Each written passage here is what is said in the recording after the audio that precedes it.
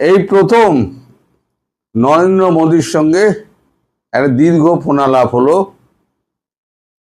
আমাদের বাংলাদেশের প্রধানমন্ত্রী শেখ হাসিনার। বিষয়টা হচ্ছে ঈদের শুভেচ্ছা জানানো। এখন ঈদের শুভেচ্ছার পাশাপাশি তিনিও প্রচুর ফল, বৃষ্টি এবং উপহার পাঠিয়েছেন এবং আরো প্রচুর আমাদের দেশের বড় বড় নেতা যারা আছে, যারা দেশ চালান, এই বাংলাদেশ সঙ্গে যুক্ত আছেন, তারাও একে একে পাঠিয়েছেন উপহার এবং শুভেচ্ছা জানিয়েছেন। তারপরে কি হয়েছে আমি পরে বলছি। তার আগে বাংলাদেশের ব্যাপারে গুটি সাজাচ্ছেন কিরাম সেইগুলো আগে দেখুন।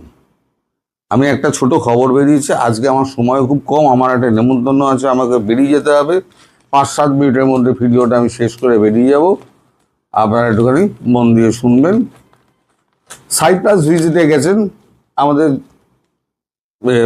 বিদেশমন্ত্রী জয়শঙ্কর। সাইপ্রাস বৈঠকে জয়শঙ্কর, ছোট খবর কিন্তু গুরুত্বপূর্ণ খবর। আমি খবরটা এখানে পড়ছি। সাইপ্রাসে অনুষ্ঠিত ইউরোপিয়ান ইউনিয়নের বিদেশমন্ত্রীদের ঘরোয়া বৈঠকে অংশ নিলেন বিদেশমন্ত্রী এস জয়শঙ্কর। আজ বৈঠকে উদীয়মান বহুবেরু বিশ্ব ব্যবস্থায় পারস্পরিক সহযোগিতা, বাস্তব ভিত্তিক অংশীদারিত্ব এবং অভিন্ন স্বার্থের দিক দিয়ে আলোচনা হয়েছে। জয়শঙ্কর পার্শ্ব বৈঠক করেন ইউক্রেনের বিদেশমন্ত্রী আন্দ্রেই সিবিয়ার সঙ্গে। বর্তমান আবহে অত্যন্ত গুরুত্বপূর্ণ এই আলোচনায় ইউক্রেন রাশিয়া সংঘাত, দ্বিপাক্ষিক সম্পর্ক আরো শক্তিশালী করার জন্য উল্লেখ করা হয়। এটা হচ্ছে ইউরোপিয়ান ইউনিয়নকে উনি সাইজ করছেন, যাতে আমেরিকা থেকে ইউরোপিয়ান ইউনিয়ন পুরোপুরি বিচ্ছিন্ন হয়ে বেরিয়ে আসে। ব্রিটেনের প্রধানমন্ত্রী তিনি তো আগেই ভারতের পক্ষে বক্তব্য দিয়ে দিয়েছেন যখন এই ট্রেড ডিল হয়।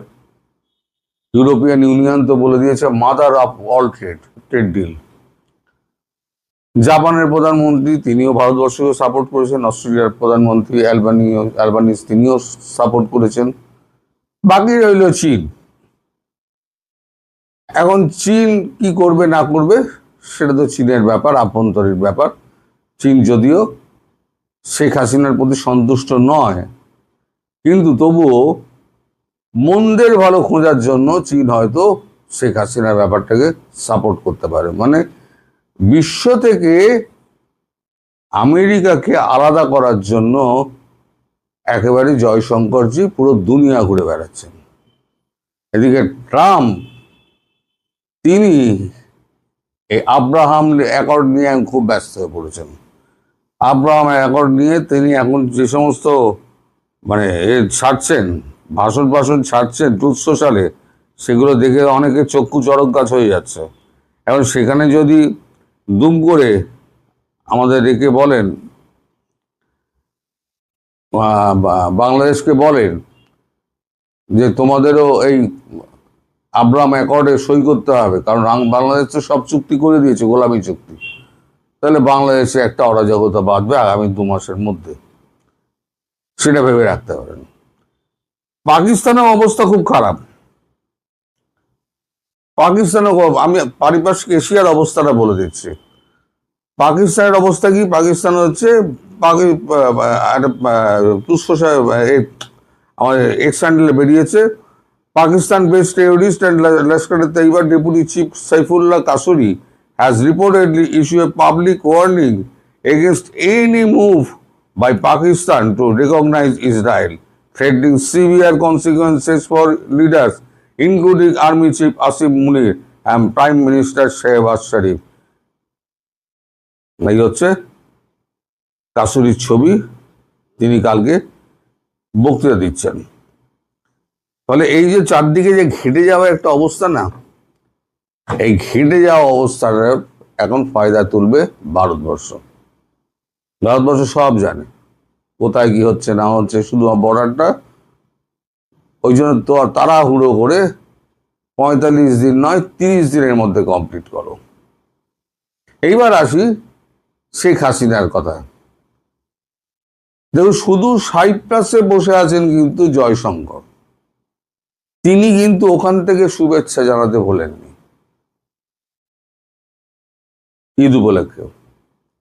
শুভেচ্ছা জানিয়েছেন অজিত দোভাল, রাজনাথ সিং, সবাই যারা যারা মন্ত্রিসভা বড় বড় অবস্থায়, কেসি বেণুগোপাল কংগ্রেসের, তিনিও জানিয়েছেন।